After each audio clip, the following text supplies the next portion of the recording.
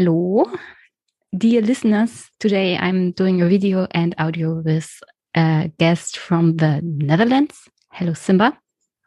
Hello.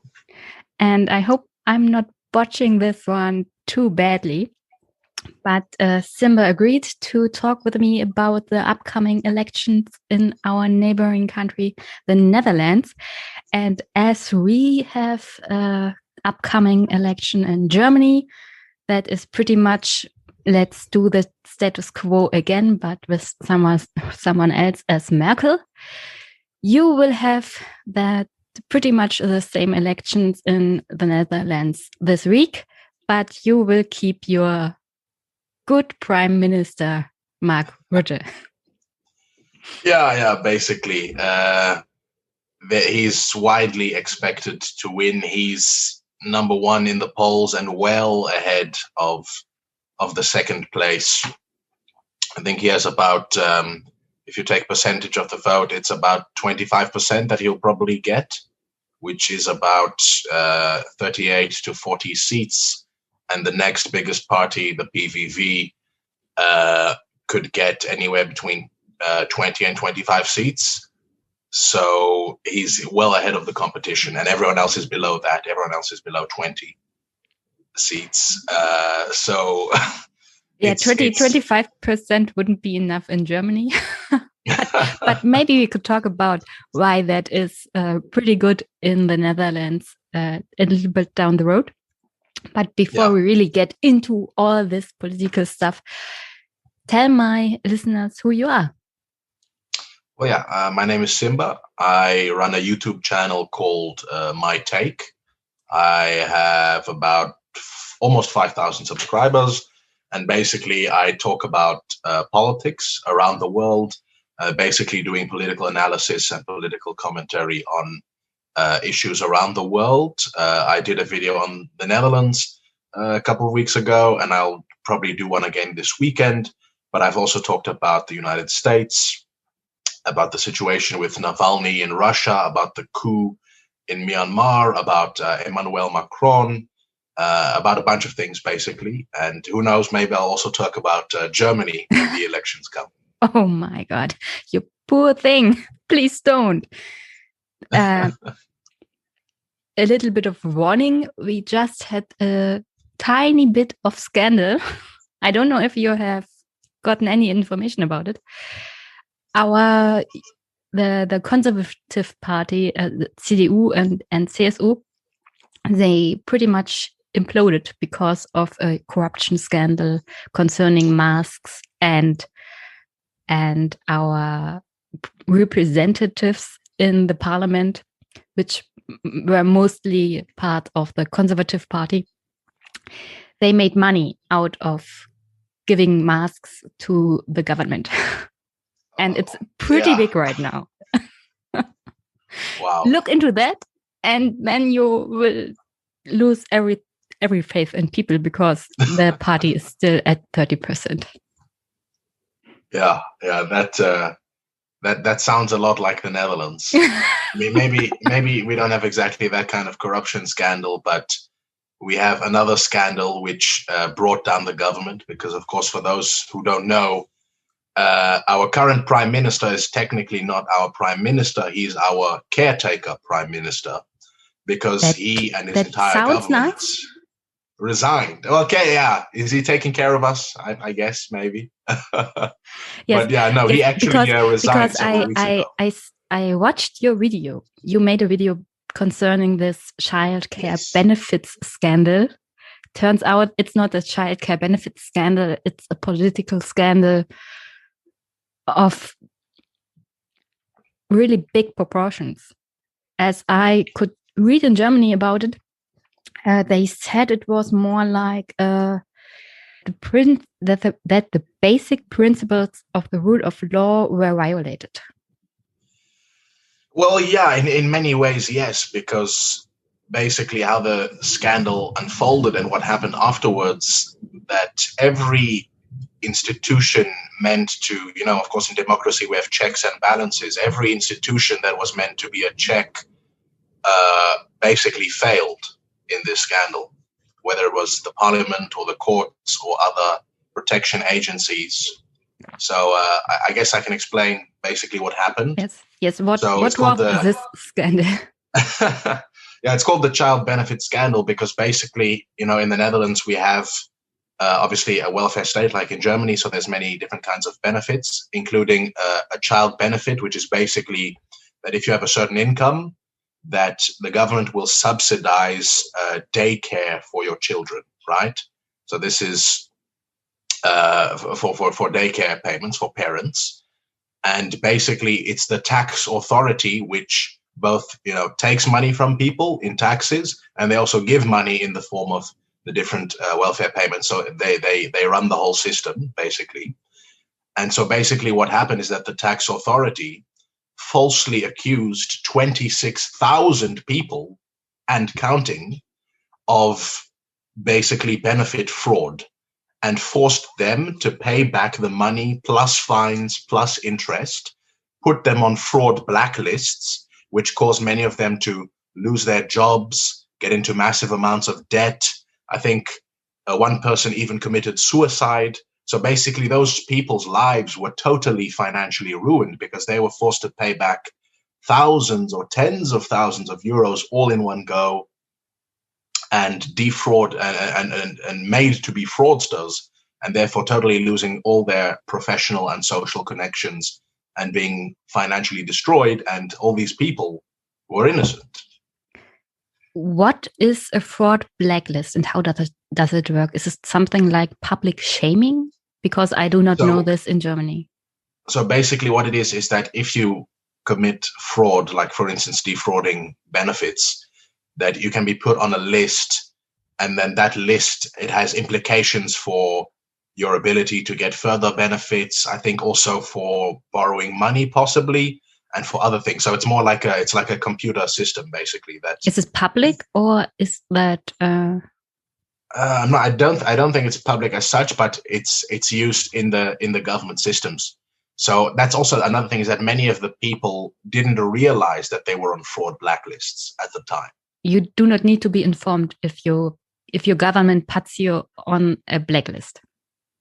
Apparently not. Okay, you have no right to go against this in a court.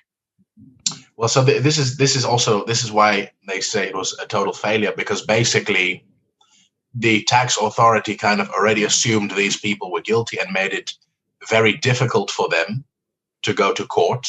And on top of that, when other organizations started investigating the tax authority refused to cooperate. So, for instance, there's an agency called the Data Protection Agency, and they wanted to investigate what the tax authority was doing with its data. And basically, the tax authority kind of subverted their investigation. They sabotaged the investigation, because that's another aspect of it.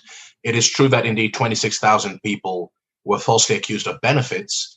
But on top of that, when determining sort of which kind of people to investigate, the tax authority uses a number of risk categories, right? So a number of factors that determines whether they look more carefully at you, whether they scrutinize you.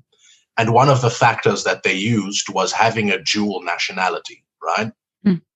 So basically what that means is that people who have a Dutch nationality, but also maybe Moroccan or American or Turkish or whatever, that they were scrutinized extra, basically. And of course, there are no, like, let's say, native white Dutch people who have a dual nationality. So it's a way to only look at people who are minorities, basically.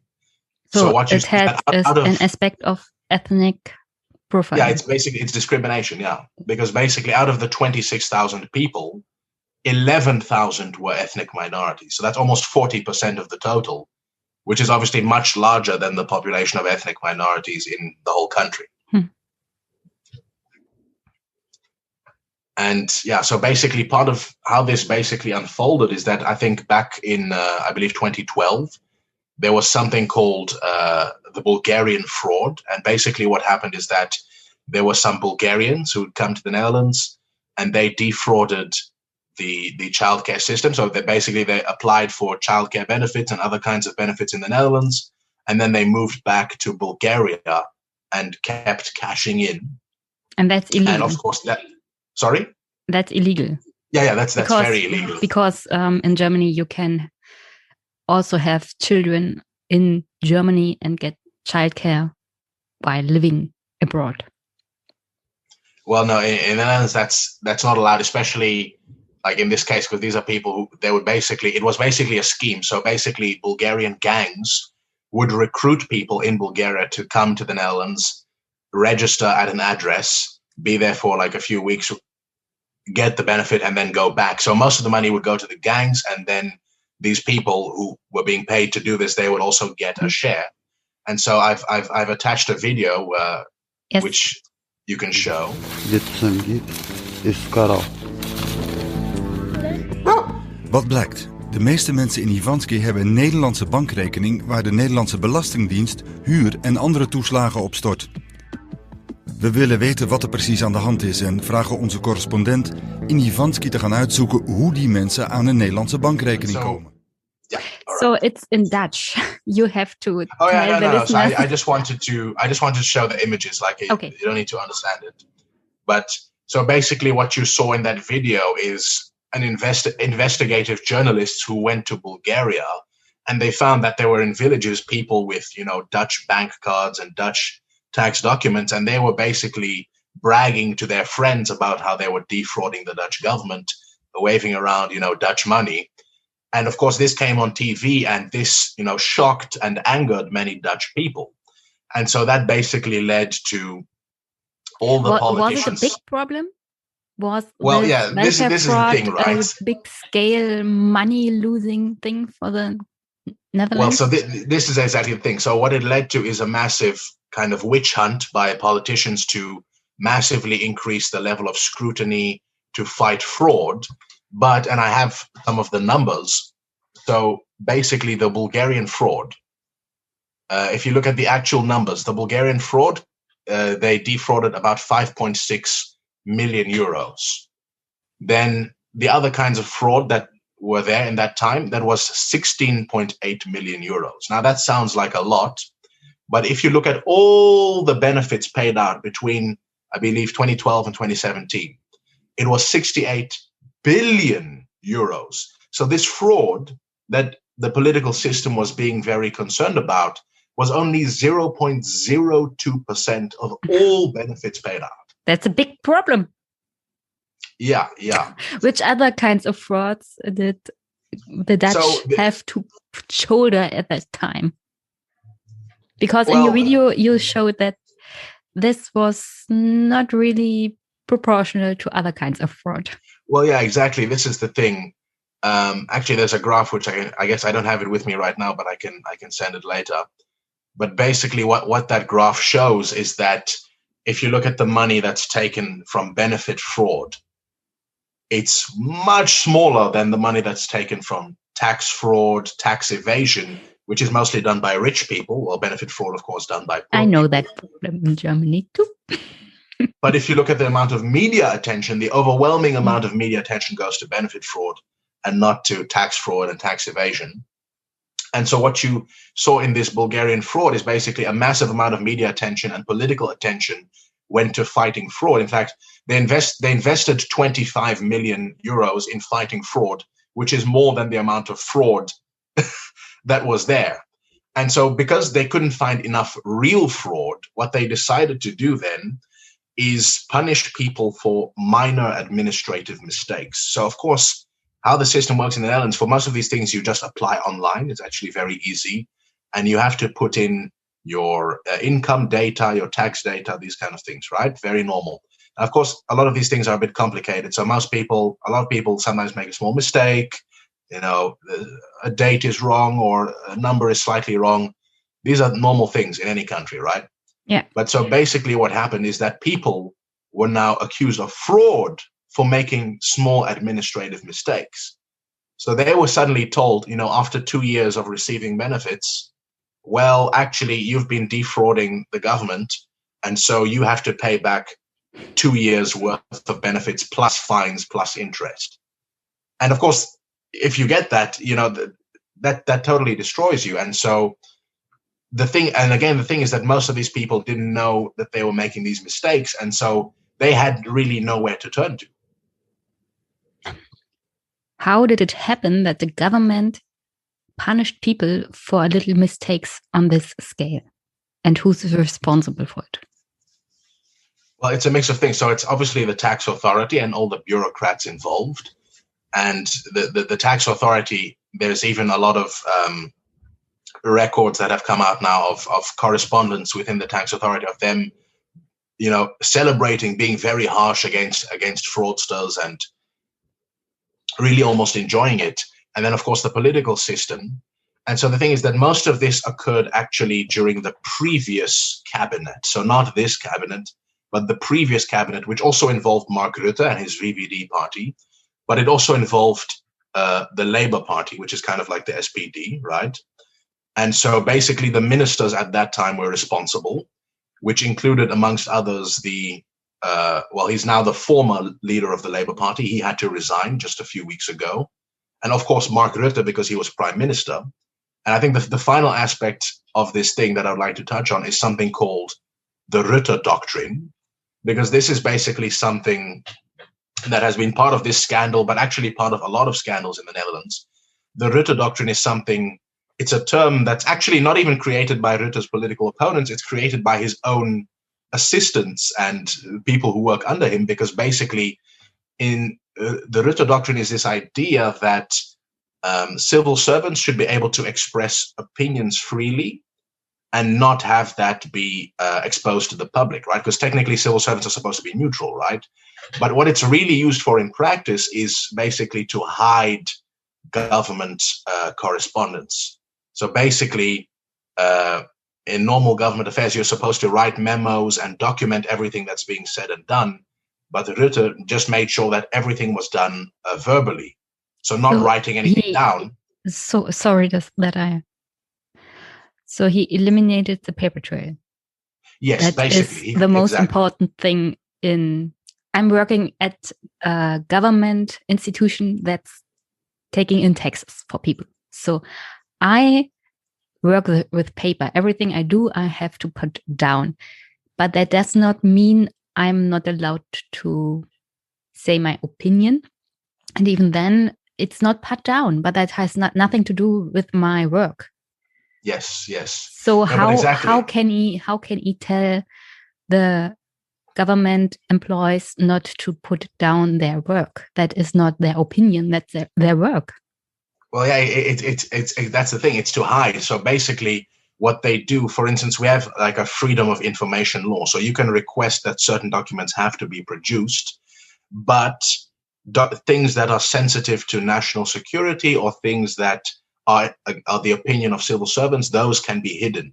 So what they usually do is they take a document and they black out all the things that are national security or opinion of the civil servants. But in fact, there were even some documents where every single word was blacked out except for the, and basically. So it was a strategy of hiding what's really going on in government. And Mark Rutte was responsible for that, not just in this scandal, but across basically his entire cabinet for a bunch of other political issues as well. So is this Rutte doctrine still implemented, or did that go away as well with a scandal? Well, I suppose that he would say that it's not being done anymore, but of course we don't know. Of course, now it's the end of his term, so we can't really see, but who knows in the next 4 years what will happen. How was this injustice uncovered? I pretty much imagine the government was not so keen in making this transparent for the people. So basically, over the years, slowly, these people who were the victims started to organize and started to complain. And it eventually came to the surface. And eventually, basically, a parliamentary investigation was done by two politicians, a guy called Pieter Omtzigt of the Christian Democrats and a lady called Renske Leijten of the Socialist Party. And they basically comprehensively documented and exposed everything that was done by the government in a report which came out basically in December. And since in December of 2020. And since that report has come out, it's put political pressure on the government and on politicians to resign. And so basically what happened, the first person to resign was the leader of the Labour Party, who had been minister at that time, but that was again in the previous cabinet, not in this cabinet. So in this cabinet, he was in the opposition actually, but he was leader of the Labour Party. So he resigned as candidate. And once that happened, it put pressure on the other people to resign. And so basically the leader of the Green Left threatened to call for a motion of no confidence. And so to avoid that, Mark Rutte and his entire cabinet resigned as a cabinet, as well as certain key ministers resigned totally from politics. But Mark Rutte has not resigned from politics. He's only resigned as prime minister. He is still running as the candidate for the VVD party. And again, as I've pointed out, he will be re-elected. So he has and in the meantime, taken he's political taking responsibility. care of you. Exactly. So he has taken political responsibility, but not really, because it doesn't have any real consequences, because he resigned, but he's still caretaker prime minister. So he's still doing everything that he normally does, and he will be re-elected anyway. So where are the consequences?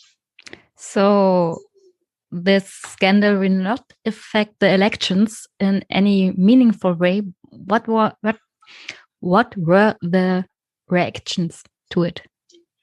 Well, of course, people were, the people were shocked in a sense, and this scandal has been dragging out over, I think, the course of more than a year. So it's been on the news for since I think the end of 2019 already.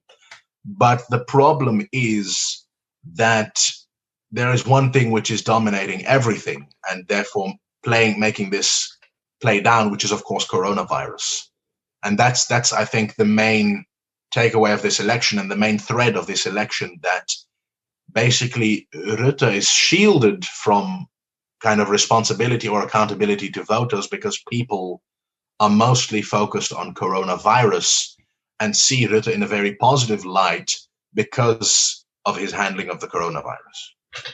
Do you think the consequences for Rutte would have been far more substantial if there hadn't been the coronavirus crisis? Yes, definitely. The coronavirus has single-handedly helped him to rescue his political career. And I think...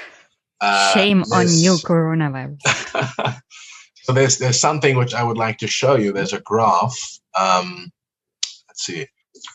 And so you see that graph, right? Yes. And the listeners do not see it, but the watchers will see it.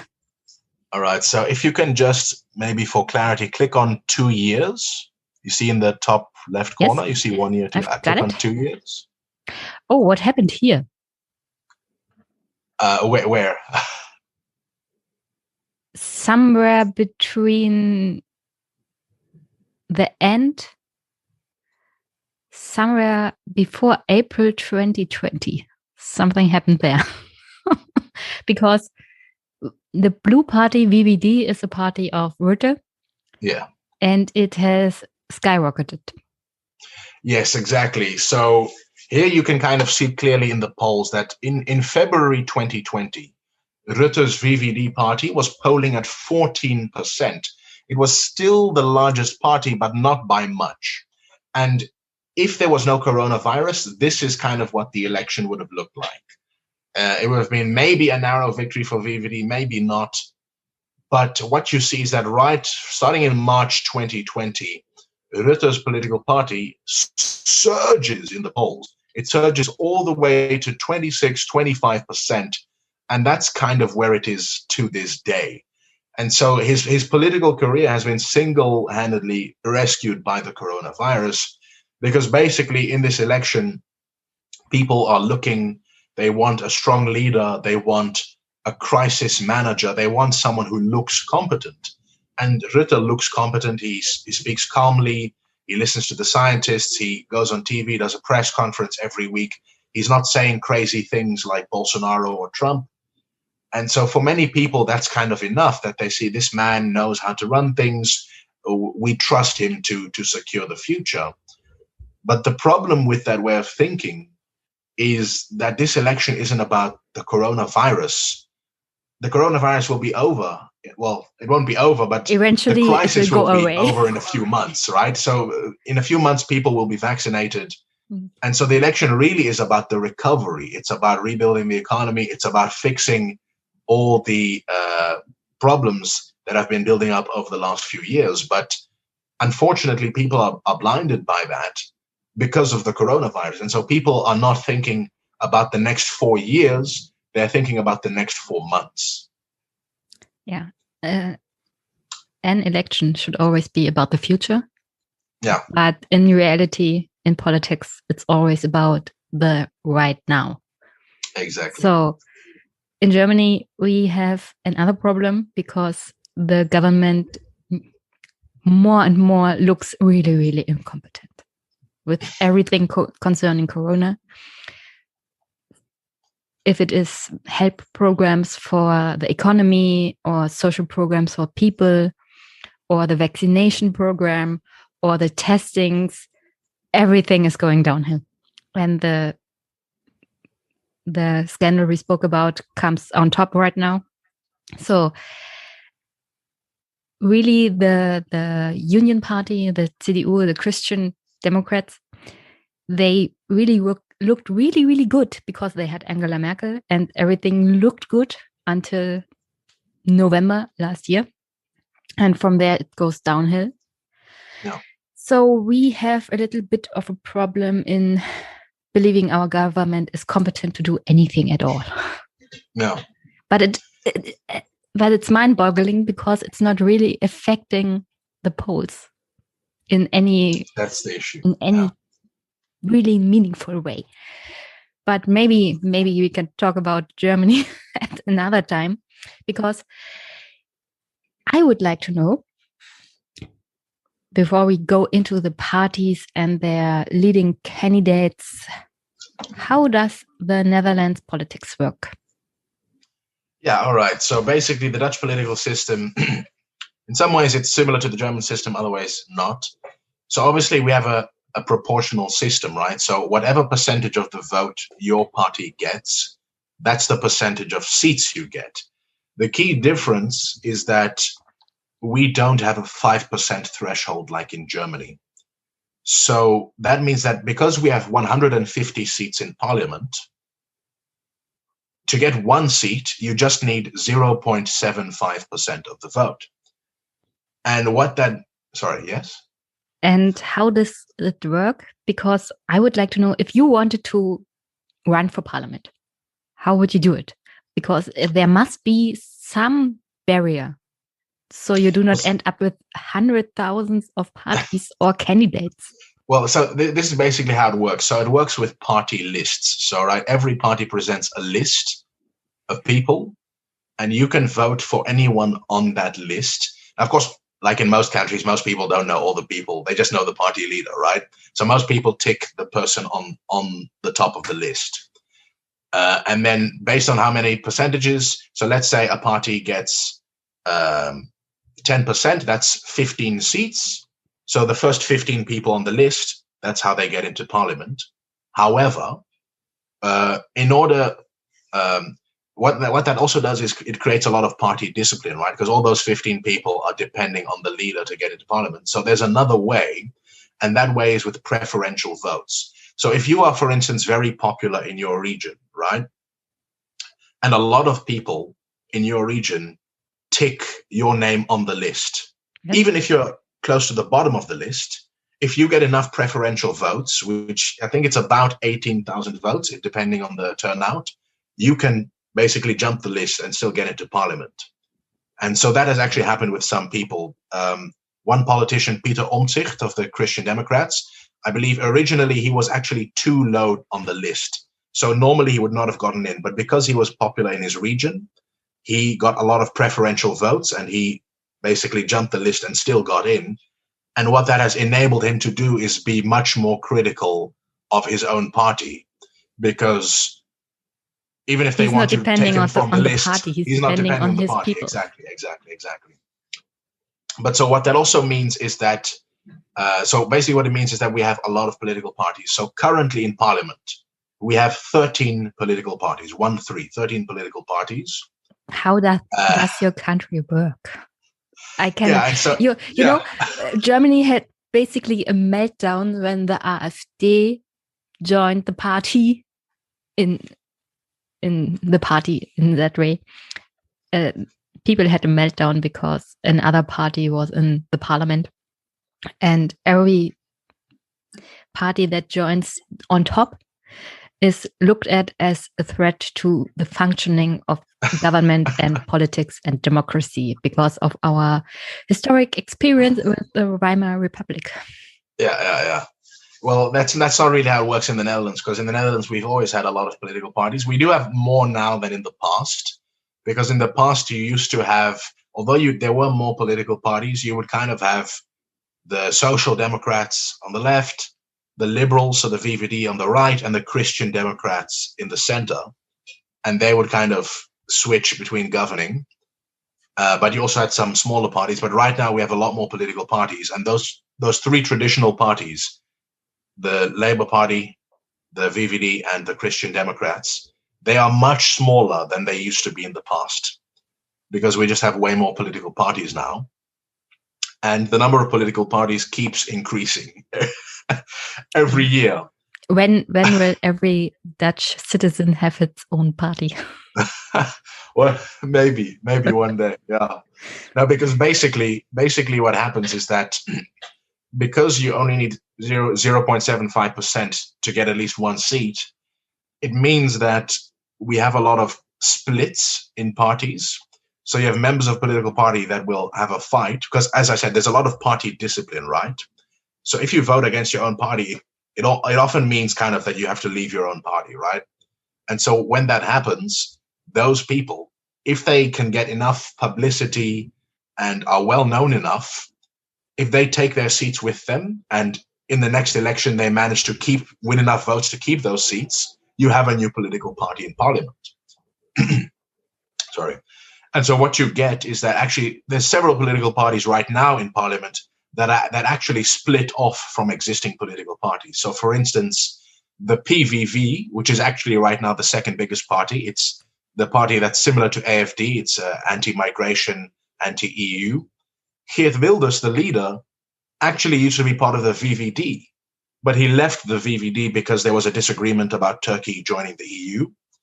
And he formed his own party, and he got enough votes, and he stayed in, and now he's grown to be the second largest party. And the same applies. Wilders was part of the Rutte party. Yeah, originally, yes, he was. And the same applies to Denk. It was originally part of the Labour Party, but they basically formed their own party, which is more focused on Turkish and Moroccan interests. And so in that way, you can have splits from parties forming new parties, and you also have some totally new parties that have entered parliament. And it looks like in this election, we could have at least 3 more parties entering parliament. And the party of Rutte, the VVD, they will still get 25%?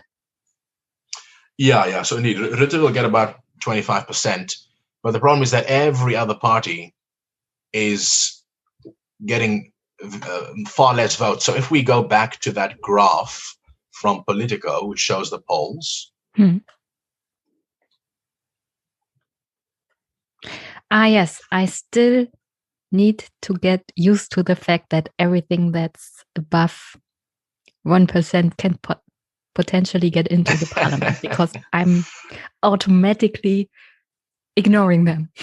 Yeah, no, indeed. So basically, if you look at that graph, you see that the VVD is ahead at 25%, but in second place, you kind of have a bunch of political parties. So you have 13%, 11, 10, 6, 7, 4. So you have a lot of parties kind of clumped together. So you have kind of one big party, the VVD, a bunch of middle parties, and then a bunch of small parties. 1%. Those would be sonstige, others in our elections, not even covered at all. No, that's the thing. In the Netherlands, some of these parties actually get, I would say, even disproportionate attention, especially if they're more controversial. So basically our system, I guess it's good and bad, because it's good in the sense that everybody is represented. and people have a wide range of political parties to choose from. So, for instance, we have a party called 50 Plus, which, as the name suggests, it's for old people. It's basically a pension interests party. It's a one-issue party. We have the Party for the Animals, for animal rights and environmentalism. And we have another party, the SGP, which is a party for like ultra-conservative Christians. And so these are parties that would not exist or would not be in parliament if we had a 5% threshold like you have in Germany. But it also means that those people would not be represented as well, because they would have to join another party that they disagree with, that they agree with a lot less. The disadvantage of it is that it makes things more difficult to govern, because you need more political parties to form a governing coalition. So currently we have 4 political parties in the governing coalition. So that's, as I said, the VVD of Mark Rutte, which is a liberal party. They support free markets and individualism and privatization. I guess maybe they're comparable to the FDP. Yes, he had welcoming words on the party conference of the FDP, the Liberal Party. So I was a little bit surprised, because I thought he would go to the CDU. Oh no, there he is. But there he is with the with the liberals. Yeah, no, indeed, he's a liberal. And then the other governing parties is the CDA, so the Christian Democratic Appeal. They are indeed like the CDU. They're a Christian Democratic Party. Then the other party is D66, which is a social liberal party. So basically, I would say they're the party that's most in favor of the European Union. They want more immigration. They want to fight climate change. They're very socially liberal when it comes to euthanasia, abortion, legalizing drugs. But I say economically, they're in the center. And then the final party in the coalition is the Christian Union. So obviously the Christian Democrats, they don't really talk much about God, right? They're more Christian values. I looked at the parties and I have 2 questions. What is a moderate Calvinist and what is an Orthodox Calvinist? And what sort of importance does that have in your political system?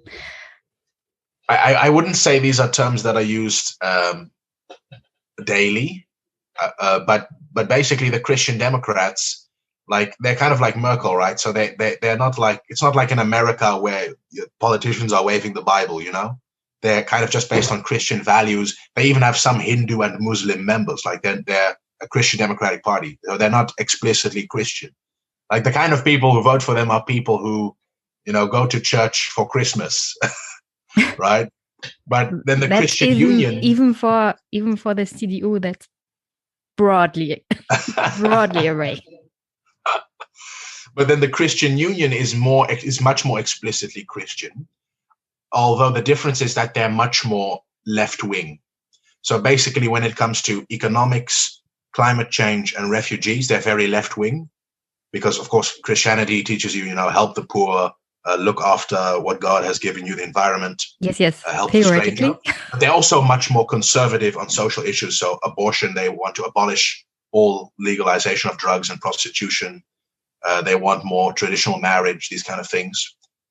And then the third Christian party, but they're not in the coalition, but just so we all understand it, it's called the SGP. They are really conservative right. So they're like in America, they're against gay marriage, against abortion.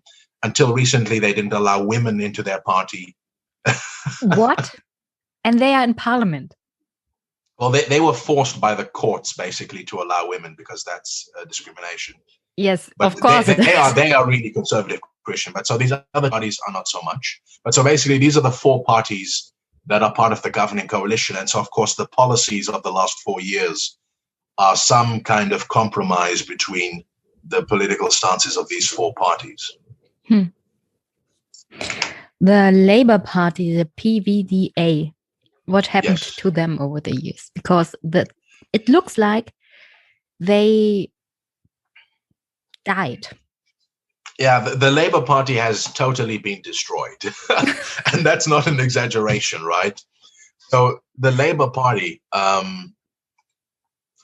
They were in the previous governing coalition, so between 2012 and 2017. Where they helped to get those childcare benefits cut for people who really needed them. Yes, indeed, they were partially responsible for that as well, indeed, and that's part of the reason why they haven't recovered either. But so basically, what happened? The Labour Party between 2012 and 2017 was a coalition between the Labour Party and the VVD. And at that time, the Labour Party had, I think, about almost 25% of the vote. That's what they got in 2012. In 2017, they got 5% of the vote. So they totally imploded. Yes. And the reason for that was... How? Did they die? So the reason for that was... Hidden in live TV?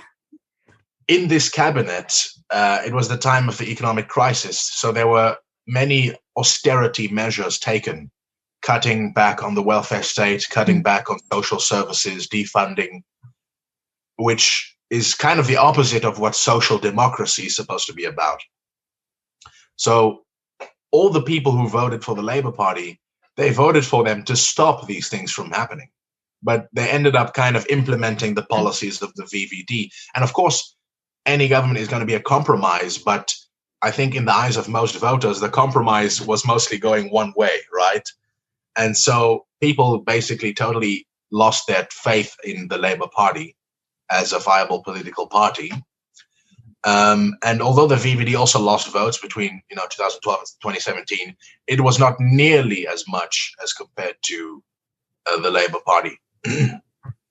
And where did the voters of the Labour Party go? Well, they kind of went everywhere. So some went to the Green Left. Not really many went to the Socialist Party. The Socialist Party got the same amount of votes between those two elections. Some might have gone also to the populist right, possibly to PVV. But this is also the other shocking thing, is that in previous elections, when the Labour Party would lose votes, they would all go to, for instance, the Socialist Party, which is kind of like Die Linke. They're more radical left. So the votes would stay within the left-wing parties. But what you've seen in the Netherlands is that all the left-wing parties are losing votes. So in the past, if one left-wing party loses, another one gains. But in this election, all left-wing parties are losing. So that means the overall left is in decline. So what you see is that if you add up the Socialist Party, the Green Left, and the Labour Party put together, they're smaller than the VVD. Those three parties altogether are smaller than the VVD. And the VVD is not the only right-wing party, right? There's also Christian Democrats and PVV. So the overall left is declining, even though in this election, the average voter is more left-wing than before. They want more government intervention, more redistribution, more social welfare. So they're becoming more left-wing on economics, the voters, but they're not going to left-wing parties. Why? Well, yeah, basically it's a mix of reasons. So certainly in the case of the Labour Party, it's because no one trusts them anymore. They were starting to recover. Sorry. So does the Labour Party need to abolish itself and start anew under a new name? Because in Germany, the SPD, the Social Democrats, they have a new candidate, Olaf Scholz, who's pretty much the face of the politics that are pretty anti-social and which have cost the Social Democrats, the Labour Party in Germany, a lot of votes and a lot of trust. And they still pick that candidate and hope if they have a makeover. So they pretty up. No, so the problem with the Dutch Labour Party is that although they were slowly starting to recover some of their votes around 2019, because of the coronavirus, obviously everyone went to Rutte again, and because the Labour leader was implicated in the child benefit scandal and he had to resign, that caused them to lose anything that they were gaining. So in this election, they will get their second worst result in history. The last election was their worst. This will be their second worst. And their new leader is, I guess she's definitely talking more left-wing if you look at the economic policies. But I guess, she's only been there for a month. People don't really know her, and she's not necessarily that charismatic. And so, most people are not that convinced. As for the overall left-wing losing, I would say part of the reason for that is that although most Dutch people are becoming more economically left-wing, they are not becoming culturally left-wing. They're actually becoming culturally more right-wing. So people are becoming more skeptical about immigration and critical about integration and all these things, whereas the left is very much profiling itself as very socially progressive and wanting to take in more immigrants and refugees and these kind of things. And so the thing is that there's a relatively large section of the Dutch electorate that is left and conservative. So they want more redistribution, but they also want less immigration. And there isn't really a political party to serve those people. The Socialist Party sometimes is a bit more conservative, like they're very critical of the European Union. The PVV of Geert Wilders is obviously very anti-immigrant, and sometimes they move a bit to the left on healthcare and pensions, but there isn't really a left conservative party. So even though there's a shift to the left-wing parties are not benefiting from it because they are left and progressive, and there isn't really any left conservative party. And the other thing is that the parties on the right are smartly moving to the left economically. So the VVD in their political program is becoming more left-wing, actually. Well, it's a bit exaggerated, but for instance, Mark Rutte is now calling to raise the minimum wage, which is shocking. He hasn't, it's totally shocking for the Liberal Party to support raising the minimum wage. How do they do with that in the party? Are they going with him and say, yeah, let's do it? Well, it's in the program, so that means they agreed, right? Because they think it will save their standing in the government? Well, I think so. I think he realizes that in this current economic environment, people want more government support because it's a crisis. So you can't say, people should just work hard and do it for themselves, because it's clear that that's not going to solve the problem. And the crisis is caused by something external, which is a pandemic. It's not caused by, people being lazy or things like that, right? So basically, they realize that in this climate, it's necessary to support stronger government action. So the VVD program explicitly calls for a strong government, whereas in the past, they said we need less government. They said we need to privatize parts of the healthcare system. Now they're saying, actually, the privatization went too far. Now which was their own policy, but now they're saying it went too far. So I think that's another reason that people are not shifting to left-wing parties, because to some extent the right-wing parties are beginning to cater more to this shift in the electorate. We have a problem with that as well in Germany. So basically the AfD in East Germany is more like National Socialist. They want to implement socialist policies, left-wing policies, but only for Germans. So what the Dutch are looking for is something like National Socialist Dutch Workers' Party. Well, I don't know if I would use the word National Socialist because that sounds like Nazis. Yes, that's because I said. But not really like National Socialist, but I would just say like conservative left is probably more accurate. But that's like a certain portion. It's not. It's not all people, policies but it's the Nazis did. I think maybe the people. Some people would love those yeah. policies without the murdering of people. Yeah, exactly. So that's basically one thing is that basically across the board, you're seeing people are kind of rejecting what was in the past very dominant, this idea of neoliberalism, of basically that the free market can always do it better, that we should begin to privatize some sections of the welfare state, like the healthcare system. All of those ideas are beginning to be thrown out the door, even by the parties that supported them in the past. So the end of neoliberalism in the maybe not Netherlands? the end, but the beginning of the end. Yeah, the beginning of the end. And for instance, a good example of the failure of these policies, because I think part of what has exposed the failure is the COVID-19 pandemic. Because basically in the previous cabinet, Mark Rutte's government had slashed the number of ICU beds. They had decreased the number of overall hospital beds, I believe, from 44,000 hospital beds to 33,000.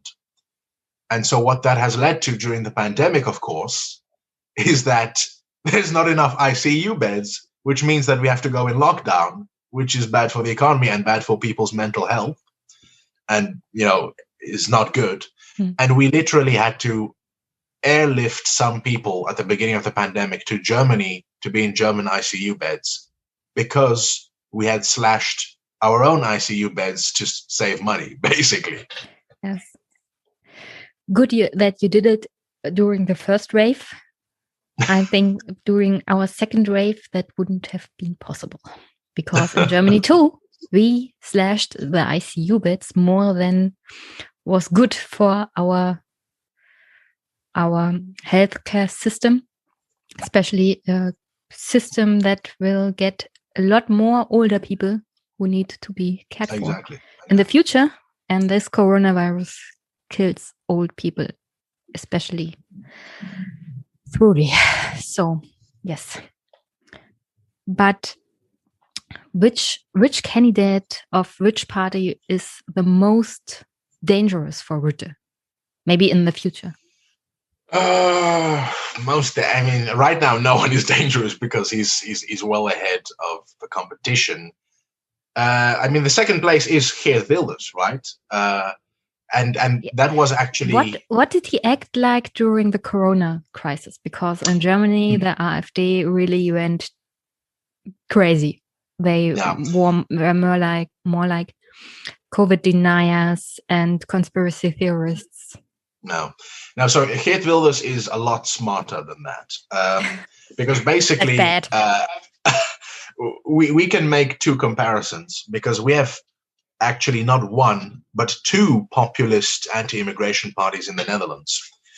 So I have to give a bit of quick background to this. So obviously we have Wilders, who is the original, who has been in he's been in parliament for much longer, but as part of the PVV, he's been in parliament since 2006, I believe. And he has been a major force in politics. However, since sort of in the last 2 years, because he's rather extreme, for instance, he supports banning the Quran, he wants to shut down the mosques, he wants to establish a ministry of remigration and de-Islamization, and he wants to take away the right to vote for people with dual nationality, which would include all people of Moroccan descent, because Moroccans cannot get rid of their Moroccan passports. So very discriminatory and unconstitutional policies.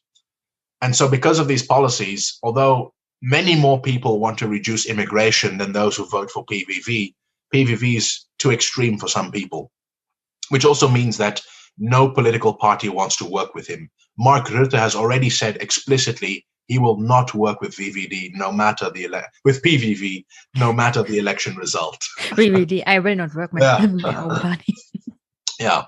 So basically what that led to is that there's a lot of people who maybe would vote for a party that's against immigration and critical of the EU, but isn't so racist, if we want to put it bluntly. We would like to have our racist party a little bit less obviously racist.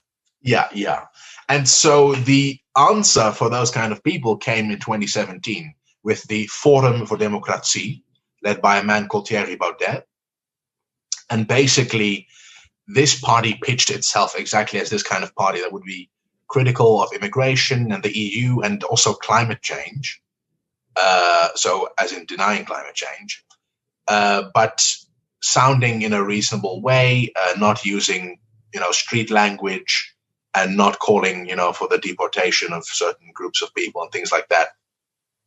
And so although they entered in 2017 with only 2 seats, in the next few years, they started to massively, massively grow in the polls. What do you mean massively in Dutch, in the Netherlands? Well, that could mean a lot. We can take a look again at the graph. If you look at that graph from Politico, go to around, I think, January.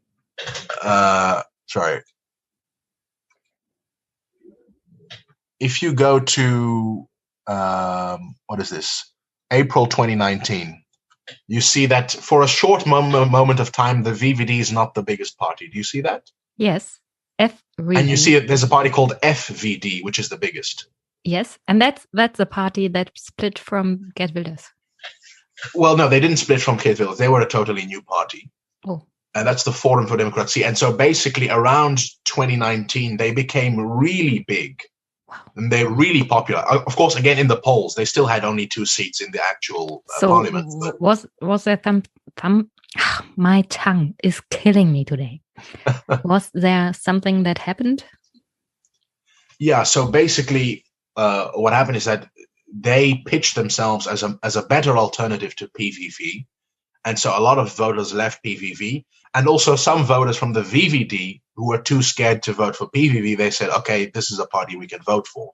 Yes. At the same time, that was the time that a new climate change law had been implemented, which so the thing with climate change in the Netherlands is that most people in the Netherlands believe in climate change and they want to fight climate change, but they don't want to pay for it. And for instance, that many people want to build windmills, but not in their own backyard. Yes, so you see, I know Germany. Yeah. So wherever windmills pop up, everywhere. people are complaining. Yes. And so in 2019 was what we call the provincial elections. So in the provincial elections, you vote not only for the provincial government, but those provincial governments choose the Senate, which is the upper chamber of parliament, right? And so basically in those provincial elections, the FVD was the biggest party in the country. And they were really popular. And if they had continued on that streak, Thierry Baudet could have been actually even the prime minister right now. Well, not right now, but in next week. Except he kind of shot himself in the foot because basically after that election and that huge victory, they started with massive infighting in the party. There was a scandal to do with finances, and the party started to decline. But even in February, so they went from about 18%, which was their high point, to about in February 2020, they were still at about 10%, which again, considering that they only have 2 seats, would still be a massive victory if they got that. But basically, once coronavirus started, they embraced coronavirus conspiracy theories. Yes. So, for instance, Thierry Baudet, he insists that there is no excess deaths because of coronavirus. So he is a coronavirus denier, not climate change denier? He doesn't deny that there's coronavirus. He just says it's not deadly enough and there's no excess deaths, so open everything up. That's basically his position. It went downhill from there for the party. So it started to go downhill. And then I think it was in November of 2020, it was exposed that in the youth division of the party, there were internal WhatsApp groups where they were basically saying racist, anti-Semitic, and conspiratorial things. So, for instance, there was a guy who said, I will choose any party that can make the Netherlands 95% white. They were saying things about Jews, all these kind of crazy things. And basically it led to everyone important in the party leaving and the party imploding. So the nice, not so racist party is racist. Yes. And so while FVD was imploding, and this is actually the genius of Geert Wilders, because part of the reason all this happened is because FVD is in a sense a democratic party because it has a lot of members and all of this. The PVV doesn't have those problems. The PVV has only one member, Geert Wilders. He's the only member of the party. Everyone else is not a member.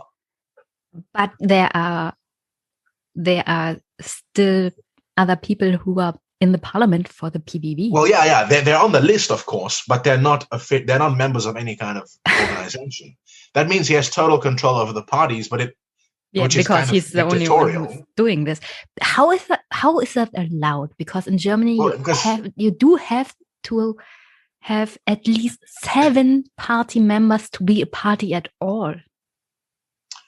No, because I think in the Netherlands you need a certain amount of signatures, right? So as long as you can get the signatures of people who are interested. We have something like this too, so that citizen can run for office. You can run for the parliament as well, but he cannot have a party of his own.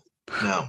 So the thing with Wilders is, well, actually, technically, I think it is 2 members, himself and then something, I think it's called the Geert Wilders Foundation, so an organization. Basically, but what it means is that he has total control of the party, which also means he can keep out all the crazy people, which Baudet couldn't do. There are lots of crazy people in his party, which destroyed his party. Geert Wilders, everyone has to toe his line. And so Geert Wilders has been much smarter. He has not embraced coronavirus conspiracy, but he has been very critical of the government's coronavirus in ways which I would actually, even though I disagree with his party, I would say most of his criticisms have been valid. So, for instance, he's pointed out, as I said earlier, that the government massively cut the number of ICU beds, which has made the crisis worse. That's true. Doesn't matter if Geert Wilders is saying it.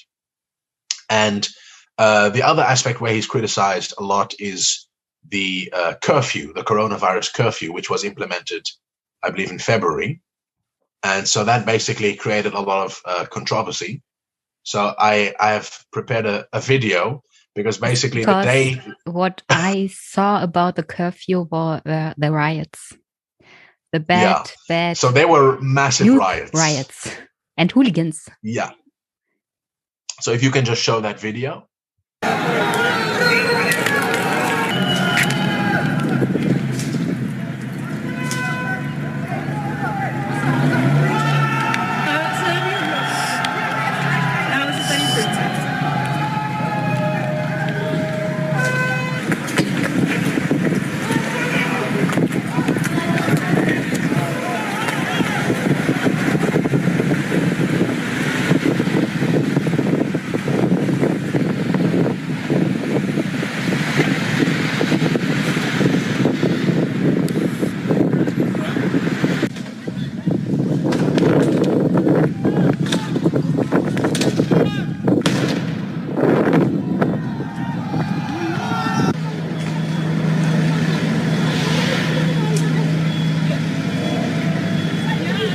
Yes, I think it's not about what she says, but what the picture shows, because it's in Dutch. Exactly. Yeah, no, it's what you see: explosions, rioting. So basically, but I'm sorry, it's not so different from especially bad football games in some cities in Germany, or maybe the 1st of May at any given day. So it's not that bad. Well, yeah. So basically what happened is that around February, the government announced that because of the British variant of the coronavirus, which is obviously much more contagious, that there was no extra measures which they could take except for one measure, which we had not implemented until that point, which was a national curfew. Which it would be the first national curfew since the Second World War, when Germany was occupying the Netherlands. Why didn't they implement a curfew? Because I got a curfew pretty soon on my city level, because here everyone can say the citizens do not get out because it's dangerous. Yeah, no. So in the Netherlands, a curfew is not. The Netherlands are a freedom-loving people. the government telling people when they can and cannot leave their houses is not really something that's accepted, and it's seen again as something very authoritarian. Again, the last people to implement a curfew were the Nazis, so it's not really something that's very popular. And the other reason is it's not, at least initially, it wasn't that clear that it would work, because the logic was sort of, okay, so the curfew would be from 9 o'clock in the evening till 4:30 in the morning. But how would that stop anything? Because some people say it will stop illegal parties, but illegal parties are already illegal. So how would a curfew change that?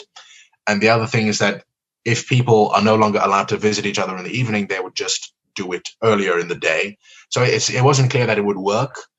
And of course, it's a very kind of authoritarian measure. And so it was quite controversial, but it made it through Parliament. And basically, the day it was implemented, there were a few coronavirus conspiracy theorists who were protesting against it. But those people were actually mostly peaceful. But what happened is that angry youths exploited the anti-curfew protests in order to basically just riot and loot shops. So basically, most of the people who participated in the riots were not really concerned about the ethical or legal aspects or whatever. They were just looting, basically. So a lot of shops were looted, as you saw, explosions. It was basically just a bunch of people who have been in lockdown for months, kind of just wanting to let go in a way. That's basically it. Like it's not much more complicated than that. It was just people letting it all go. Yeah, and it was basically widely condemned from left to right. There is almost no political party which was in favor of the riots. However, of course, the PVV, although it's not necessarily the only party, but the PVV has been most strongly arguing against the curfew. Although, of course, they condemned the riots as well. They were against the curfew, and they're criticizing the curfew and the overall coronavirus response, which has basically put Wilders in a very good position, because he's mostly criticizing the government from a reasonable perspective, whereas Baudet has he destroyed his entire appeal. He now he still has supporters, but it's a very loyal, very aggressive, but very small section of the electorate. So if you look online, like, his supporters are everywhere. Like, there has a lot of support. He has lots of followers on Twitter. His YouTube videos get a lot of views, but it's a relatively small section of the electorate. So he currently has 2 seats, and the polls show he could get 4. Whereas in the beginning of 2020, it would have been 15, and in 2019, it could have been 26. And so he kind of shot himself in the foot, basically. Yeah. The good thing about the AfD is they do not disappoint in being stupid. Because if they had acted like Geert Wilders is acting in the Netherlands, they would have wiped the floor with every other party, I'm pretty sure.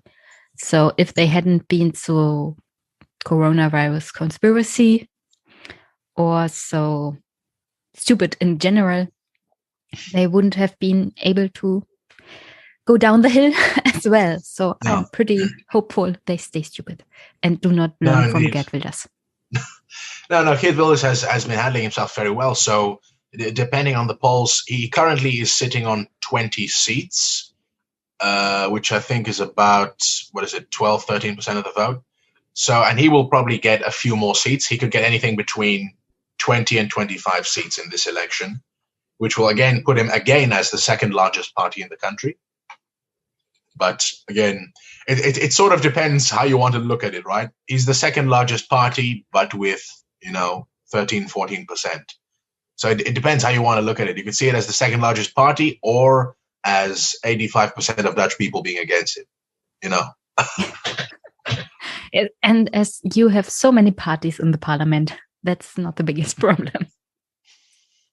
Yeah, exactly. This is kind of the thing about the coalition system, is that there are no parties who want to work with him anymore. Well, except for, of course, Forum for Democracy. But all the other mainstream parties have refused to work with him because his party has been is too extreme. It is just too extreme, and his policies would go against the constitution. Like the only way they could be implemented is if he would win, if his party would win a 2/3 majority, which is impossible. Even 51% is impossible, but a 2/3 majority is totally impossible. So, as we learn from German history, it's not always repeating itself. So you can have a country without a threshold where the second largest party does not take over government. Well, yeah, no, because that's the other thing. The more interesting thing actually about the election is not the results, because we kind of already know the results almost. I mean, I don't want to shoot myself in the foot or something, but it's kind of clear what's going to happen, right? But the more interesting thing is which coalition will be formed after the election.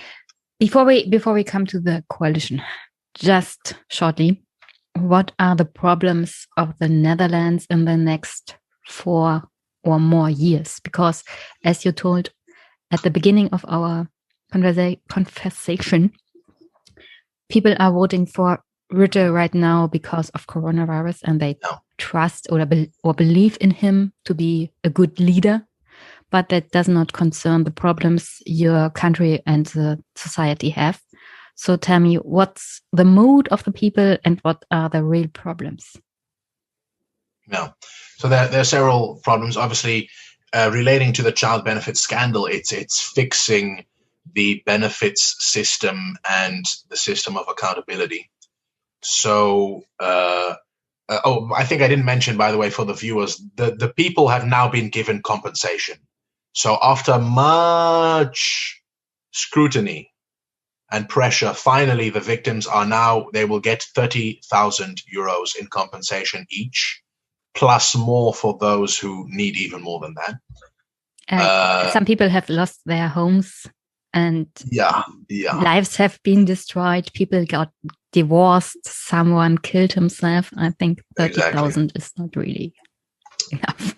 But yeah, at least it's something. But to prevent this from happening again, there are different proposals. So some want to, because basically there are all sorts of benefits for different things. There's like rental allowance for helping with rent. There's one for helping to pay for health insurance. There's the child one. There's all sorts of different ones. Mm-hmm. So some people, for instance, want to simplify it by just having one payment that depends on your income, kind of like they call it a negative tax.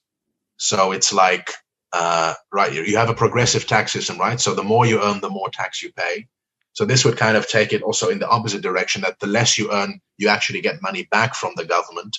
And then that would replace this complicated system of benefits, that you just have one thing, which would simplify the bureaucracy.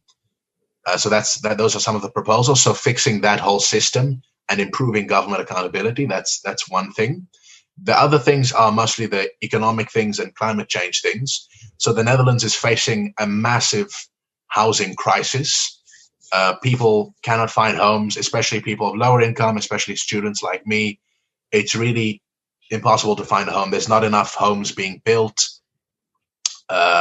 So basically finding a way to fix the housing crisis, that's one of the biggest issues. One of the other crises is climate change, of course. In 2019, they implemented the climate change law, which included 600 proposals to fight climate change and to get us in line with the Paris Agreement. But of course, no, it's not enough.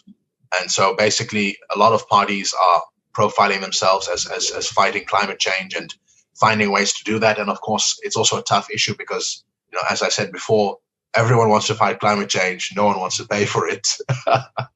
So finding a way to, for instance, with windmills, many people hate windmills, but they found that in cases where they allowed the local community to benefit from windmills, so basically they get paid to have the windmill, then suddenly they like it. So again, I'm not surprised, but we have the same problems in Germany. It's the same problems. Everyone wants to fix the climate change problems, but no one wants to build windmills or solar systems, anything.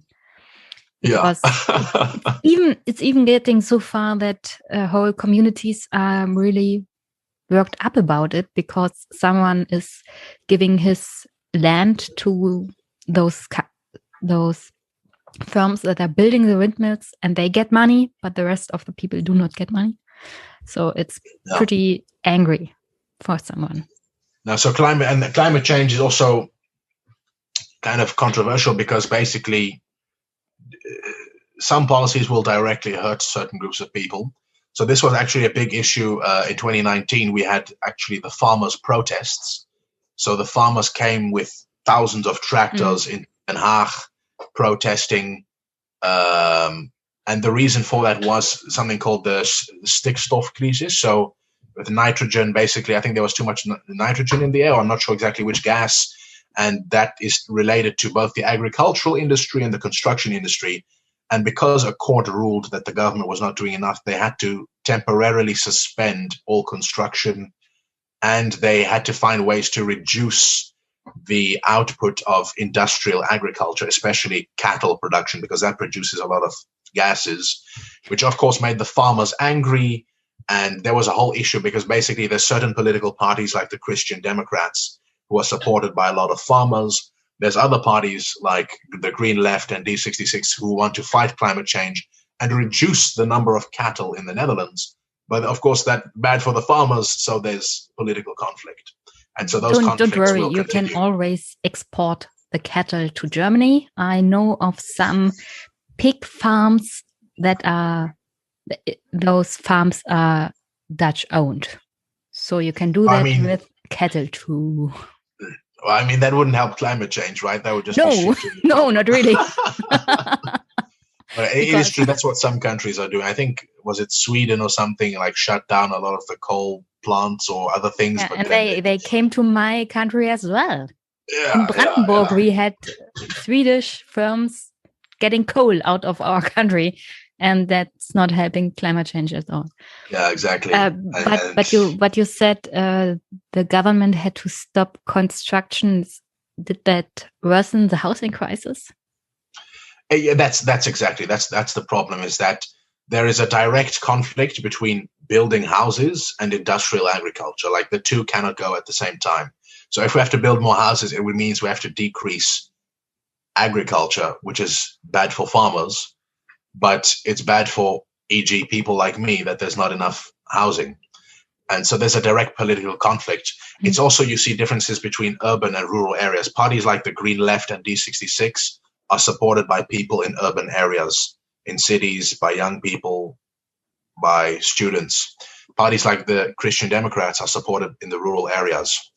And so basically you have people in cities saying, hey, we want more houses, and people in the rural area saying, hey, we want our farms. So it's a classic conflict between rural and urban. Exactly. Because basically I think what they ended up doing is that they had a compromise. So basically that they would buy up some of the farms. So the government would pay the farmers to stop, basically. That's a good idea. Money always helps. Yeah. Anyway, so climate change is maybe one of the issues. The government can build houses on those farms. Partially. That'll be part of it, but it's especially with the whole gas output thing. And then I think the other thing is basically the economy, right? It's a massive crisis. So the government, I would say, in that sense, the response has been fairly good. So the government is paying for companies that have suffered for coronavirus. They're paying 90% of the wages. They're paying the fixed costs of companies that have had to close, like the restaurant industry. The restaurant industry is actually very angry because the curfew and all these other measures are killing them, basically. Sorry, the curfew, the curfew and all these and the lockdown measures are killing the restaurant industry. And actually, a couple of days ago, there was an illegal, I want to say strike, but it's the opposite of a strike. They illegally opened up a lot of restaurants across the country. They strike by working. They reverse strike. Yeah, they strike by working, and as a form of protest. How did that play out, and how big was it? So basically, what they did is that because coronavirus doesn't spread that much outside, the restaurants are saying we should open up it's called terras, which is like the outside section of a restaurant. You can sit outside. Yes, we have that too. And then exactly, with social distancing and hand washing and all of that. They're saying we can do it safely. So they basically illegally opened up the outside part of the restaurant and accepted people to come and drink coffee and everything. And basically, although the police eventually shut them down, they didn't give them the €4,000 fine, which they were supposed to give. Because, well, I mean, yeah, I wouldn't. they don't want to I wouldn't give want everyone to be like that €4,000 policeman fines. as well. Sorry? I wouldn't want to be the policeman who does that. Oh yeah. Now that's the thing. Many of the police, some of the police spokespeople have come out and saying that when the curfew was originally going to be implemented, they said we don't know about implementing this because it means we have to devote our resources to fighting this problem where we can't fight real crimes and things like that. So also some of the police are a bit frustrated by the measures.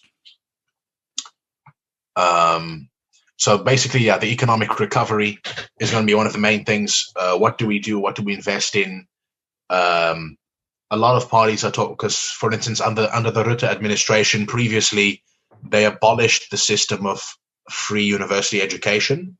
So basically, in the past, if you studied, you would get like a stipend, a certain amount of money every month, depending on your income. And you can use that obviously to pay your rent and to pay school fees. That system was changed to a student loan system like you have in America, although nothing as bad as in America because our school fees are not insanely high and there were 0 interest rates on these loans. But basically this has put many students into massive amounts of debt, caused more financial stress, etc., etc. And basically almost every political party except for VVD is now in favor of abolishing that and going back to the old system in some form. In the old system, you didn't have to pay the money back to the government because we have something called BAföG, but that is essentially a loan as well. No, so in our case, it's not a loan. It was not a loan, well, up to a certain point. So I think depending a bit on your income and whether you were living at home or outside with your parents or outside of your home, you would get maybe something like €600 or whatever. And then anything beyond that, you could borrow then. If you want to go on fancy holidays to Ibiza. But those €600 you didn't have to pay back. No, but now you do. So now you still get the same, but almost all of it is a loan, basically. That's not good. But what that means, especially, if you're low income and especially if you live outside of your parents' house, that means all the rent, all your food costs and your university tuition, and basically the cost of living for 4 to 6 years or more, depending on how long you study, has to be paid back. Everything. Now, of course, all students work on the side, but of course that's not enough to live, and most students do that just so they can get extra money to, I don't know, buy beer or something, right? So the basic costs of living are covered, but you have to pay it back, and so that puts people into tens of thousands of euros of debt. Yes, I think on average it's €20,000 or something like that. So that's a lot. System, that's a lot to start your life after you have studied. So this is something that's very concerning to a lot of students, young people like me. And other issues is just overall the economy. Every sector wants more investment, more money. The healthcare workers wanted a raise. VVD and other parties in the coalition blocked that raise. They voted against it. For a permanent raise, that is. So they had a temporary bonus, I think €1,000 for every healthcare worker, but they blocked a permanent raise for healthcare workers.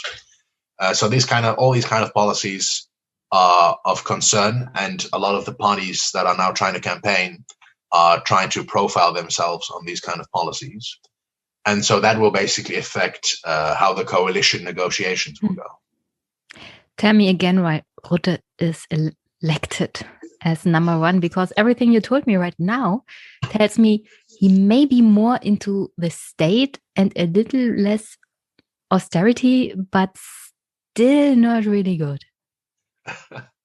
Well, yeah.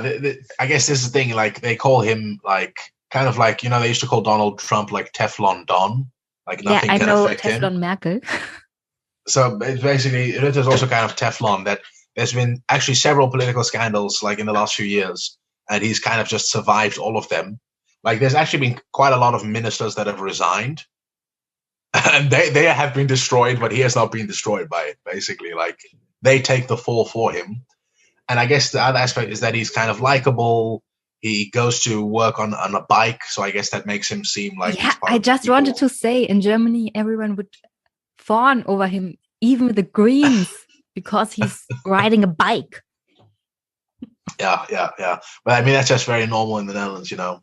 Our politicians they're not that special, right? He doesn't even have security. He just lives in his apartment, you know.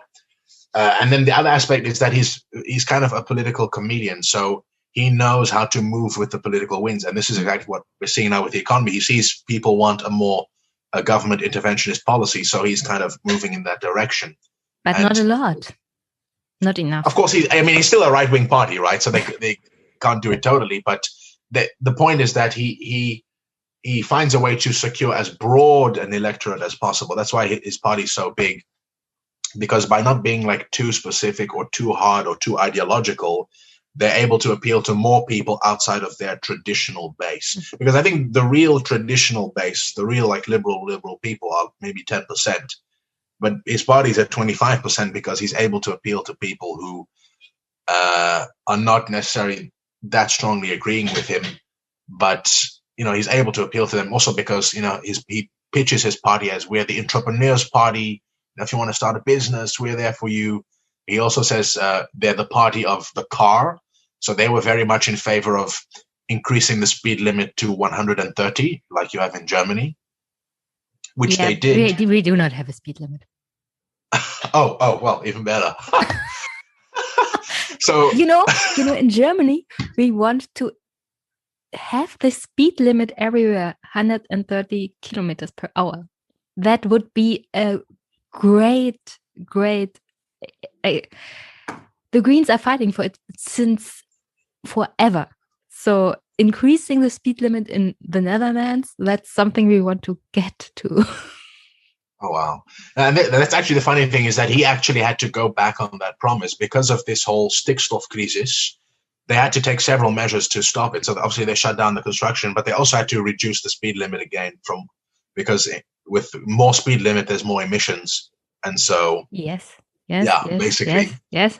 But so that's for people who feel like, for people who feel like they're against higher taxes, right? So for people who want to pay less taxes, who want to drive a fast car, want to start their own business, like it's kind of an appealing party in many ways.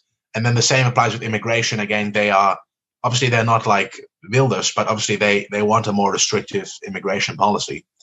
And of course, many people want less immigration, so that's also another appealing aspect of it. So there's many ways. He is the VVD is something like the People's Party, Volkspartei would be the word. In Germany, we have basically two great Volksparteien, people's parties, the CDU and the SPD. And the SPD is dying. But so the Netherlands only have the VVD. Well, I mean, that's literally what it's called. VVD means Volkspartij voor Vrijheid en Democratie. So it even says in their name that there are people. But in the Netherlands, Volkspartij does not necessarily mean a big Volkspartij. Well, we used to have three. It used to be VVD, Christian Democrat CDA, and Labour Party, PvdA. Those used to be the Volkspartij, but both the CDA and the Labour Party have kind of collapsed in the last few years from their former glory. Because again, those parties used to win 40 seats, 45 seats. But now CDA is at 20 seats. Labour Party might win 12 seats in this election. Well, and what happens after the elections? You told me coalition building can be tricky. The last time it needed 225 days. That was the longest since World War II. How did the country survive without a government? Well, this may seem very strange to Germans who are scared. I think when the coalition formation takes anything more than a few days, a few weeks. Yes, we went insane when it lasted more than 3 months. But in the Netherlands, it's people are a lot less scared. I mean, the last formation, as you said, took 225 days, which was the longest in history. And I don't know how long this one will take, to be honest. But that's, again, a product of the system. Because we have so many political parties, there are many more interests to be taken. Because, again, in the past, the coalitions used to be of 2 parties, maybe 3. But now the coalition is of 4 parties. And if it wasn't for coronavirus and the VVD going into the sky, there probably would have had to be at least 5 parties in the coalition, because the landscape would have been so splintered. Now, because the VVD is big again, that won't be necessary. They need only 4 parties again. So basically, there's several possibilities. There's a possibility that the current coalition just goes on. So, because based on the polls, there's a high possibility that these same 4 parties will win enough votes together to form a majority. So that's very possible. So again, it'll be VVD, Christian Democrats, Christian Union, and D66. The other possibility, and this is becoming increasingly likely, because more and more political parties, even parties that before would have rejected it, are considering becoming part of the coalition and working with the VVD. So, for instance, the Socialist Party, right? So most political parties say they refuse to work with PVV, right? Because they're too extreme. The Socialist Party says they refuse to work with the VVD because, I mean, they're the opposite. Like, the VVD is liberal. They want free market privatization. Socialist Party wants the opposite, right?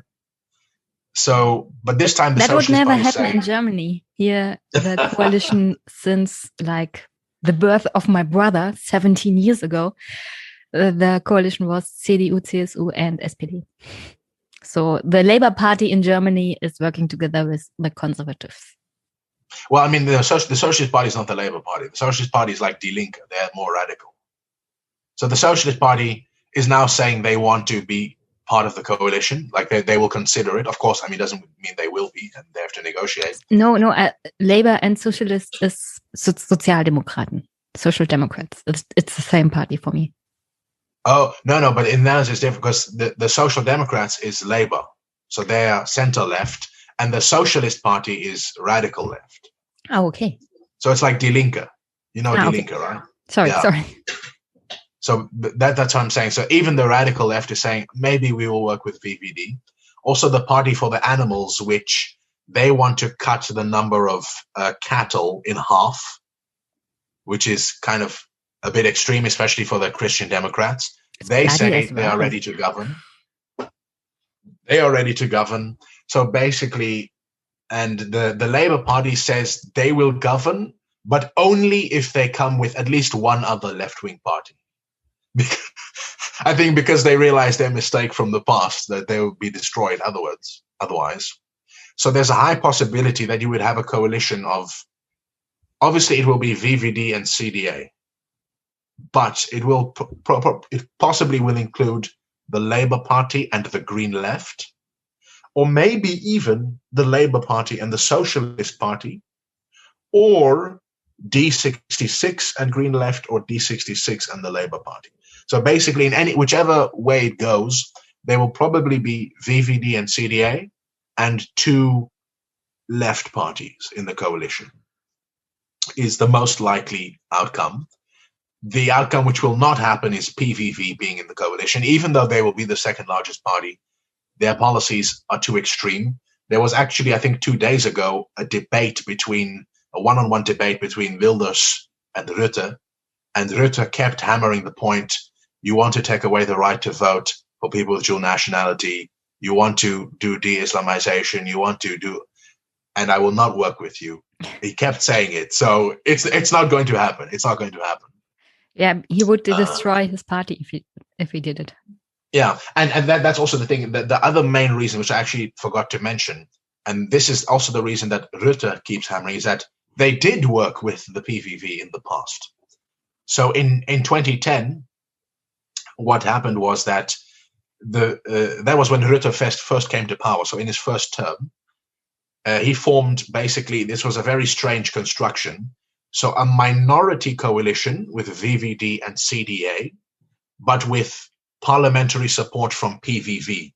So PVV would not technically be in the coalition, and they wouldn't have any ministers, but basically they would vote for the budget and other things in exchange for getting some policies against immigration and stuff like that. Was that some kind of minority government? Yeah, it was a minority government, and then with support from the PVV. I don't know exactly how you could say it's not it's a coalition without being a coalition. You could say basically. Yes. But basically, what happened was it was the time. We would not do that in Germany. Well, it's not going well if we do it. They learned from their mistake, because basically what happened is that when they did that, the PVV started being extremely loud, which was very funny, because the Christian Democrats would then have to and would have to go on TV and say, no, we don't agree with that part. We don't agree with that part of what he's saying. And he would say a lot of extreme things. And then at the same time, it was the time of the economic crisis. So they were voting for austerity measures. And basically what happened is that in the negotiations, there was a measure which would cut the pensions. And Wilders said, no, I will not vote for that. And that led the coalition to collapse in 2012. So the first coalition of Rutte was only for 2 years. That's why he's been in power for 10 years and 3 terms. So it was 2 years, 4 years, and 4 years. And since that time, because Wilders pulled the plug, the VVD and both the CDA since that time have refused to work with Wilders. So at that time, they were actually willing to do it. But since then, they said, we've learned from that time, we will never do it again. Yes. And Rutte actually said, I will accept you again if you apologize both for that time and also for his statement about Moroccans. He said there should be less Moroccans and we will arrange for that. And obviously Wilders refused to apologize for that, so then it of course didn't happen. So yeah, that sounds dangerous, to be honest. Oh yeah, we will get rid of those Moroccans. Yeah, basically. Okay, so maybe we can talk again after a year when your coalition stands. When it's finally there. I'm pretty sure the Netherlands will not go up in flames, and Germany we would just cease to exist.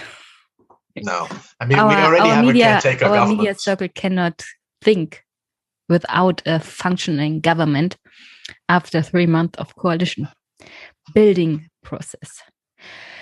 So I have still 2 questions from my listeners for you. All right. Gaza Freitag fragt, how seriously is sea level rise being taken? And to complete that question, Prima Lima wants to know, perhaps not entirely up to date, but as a coastal inhabitant, I am interested in whether every government in the Netherlands gives priority to coastal protection across party lines. Is there any substantial planning? Yeah. So is your country going to go under when the climate change happens? And will you come to Germany? So basically, no, because the Dutch people have been fighting water for over 1,000 years, and mostly we've been winning, except for the Great Flood of 1953. But sometimes water wins too. The Netherlands is a country. In most countries, the land came first and then the people. In the Netherlands, the people came first and then the land. We built the country. We have an entire province called Flevoland, which did not exist 60 years ago. It was totally underwater. It was seabed. We created it just out of the seabed. It's now land. The Netherlands, we have massive dikes which were built and they keep getting expanded and renewed. And the sad thing about with climate change is that, well, countries like Bangladesh will flood. The Netherlands is a rich country. They have the money, so they will just raise the dikes. So there's not necessarily a danger of flooding as long as we keep doing what we're doing, which is fighting the water. And the Netherlands has the best anti-flooding expertise in the world. So, but of course, the best thing we can do, of course, is fighting climate change so that we can stop it from happening in the first place. And yeah, hopefully that will happen after this election. And here I got my hopes up that those really good Dutch football players will join Germany. No, when your country goes. Actually, I'm below sea level right now. As we speak, I'm below sea level. That would be disturbing for me. I do not like heights, but I could not live under sea level. That's disturbing. Really, really disturbing. Michael Brandner is asking, do you have voting computers that can be hacked as easily as ours? No, we don't vote with computer. Oh, that's actually one thing I forgot to mention, right? The whole voting system of coronavirus. Yes, and why? Oh, that's something I forgot to ask you when we started. Why do you vote in the middle of the week and not at the weekend, like every normal human being would do? I'm actually not even sure about that. I wouldn't know how to in answer Germany, that. we have a whole culture around going to vote on a Sunday. So we do not use our work time to go and partake in the democratic system. We do that on our free time. Yeah, no. So basically, in the Netherlands, we don't use electronic voting. I think they tried it once in 2006 and it failed. There was a scandal. So we vote with paper, which is the safest way. The other thing is that with coronavirus, what they've basically done is that there's going to be 3 days of voting. So the official election day is Wednesday, March 17th. But you can also vote on Monday and Tuesday, especially the people who are part of the vulnerable groups. You can also vote by post if you are over the age of 70. So they are taking basically measures to ensure that the vote will be safe. I'm sorry. Yeah. Can young people vote by post? Because we have that in Germany for every voter. I might be fact check on this, but I don't. They might have changed it, but I don't think so. I think that it's only old people. Okay, something to change in the Netherlands as well, because we can do it if we ask for it. You can vote by post if you're 18. Well, yeah, no. So basically, it's going to be a 3-day election. The troubling part is that this party that I mentioned earlier, Forum for Democratie, which is spreading coronavirus conspiracy theories, they also took another page out of Trump's book. They suggested that the election might be not trustworthy. You want to fraud your government by voting badly? And on top of that, he called for the creation of a civilian army. What? What the? Yeah, like a people's army. Like I think he would say that it's metaphorical, like, oh, we should rally, but it kind of sounded like he was basically doing like Trump and calling on people to, I don't know. We saw what happened. What are they supposed to do? I don't know. Just form an army. Because of course he can't say it directly, but if you tell people that the government is lying to you. Yeah. There's a thing in Germany, you can go to the voting places after the election and look while they count the votes. But you are not supposed to say anything or do anything. You're just stay there and look on and be quiet. But you have the right to do that. In America, I could see what they were doing was pretty much disturbing the vote. And that's something that's dangerous, I think, for democracy. Yeah, no. So this party has really, I think, really embraced, actually much more than Wilders, the more crazy parts of what Trump was doing about denying the vote, telling people to go to the Capitol, all of these kind of things. This party is actually starting to embrace some of these things. So, I mean, you never know. I mean, they don't have much support, but you never know what a couple of crazy people can do. Yeah. So yeah, that's basically the voting system, and I will be voting on Wednesday. So why are you disturbing your work week with voting in a democracy and not do it on a Sunday? Like every... I don't make the rules. I don't make the rules. So you do not know why that is on Thursday? I have no clue, actually. Okay. I have no clue. Maybe But you know the next time, because I think in Germany it has something to do with the fact that we are working during the week. Yeah, it would probably be a better idea. But I think you can vote until quite late. I think until like even 9 o'clock at night. No. Or even later. And I think also because of the curfew, what they're doing is there will still be a curfew. But if you are voting, the curfew doesn't apply to you, basically. So you can have a party and tell everyone, oh no, I'm on the way to the vote. Well, I mean, you have to show proof. So you have the voting paper thing that you bring to the voting station. So you still can do a voting party on the way to the voting. I am sorry, but after a year, I need a party. I would not be trustworthy in that system. No, hopefully we will get it soon. Like they're considering allowing concerts where if you either have a vaccination or you do a rapid coronavirus test, that you can get inside and do whatever you want. So I hope they implement that as quickly as possible. Yeah, and I'm getting depressive just hearing that, because my government is not doing well in any of those two. And if I see any pictures of partying in the Netherlands, I'm going crazy.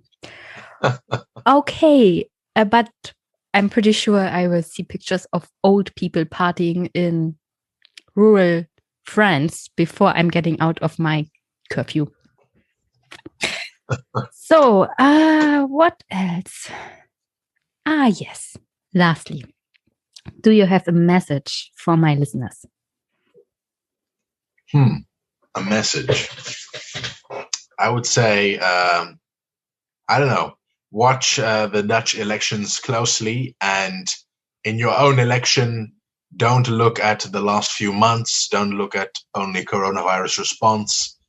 Look at the next 4 years. Look at the coronavirus response in Germany. I mean, look at it as well, but don't only vote based on trust in leaders, but vote on the policies and vote on the future, not on the present. I thank you very much, and I hope I did not botch this conversation with my poor English. And maybe we can talk again in a few months when our election is happening in Germany and when you are halfway through the coalition talks. Yes, once we have a government. Thank you very much, Simba. Bis bald. Ciao. Cheers.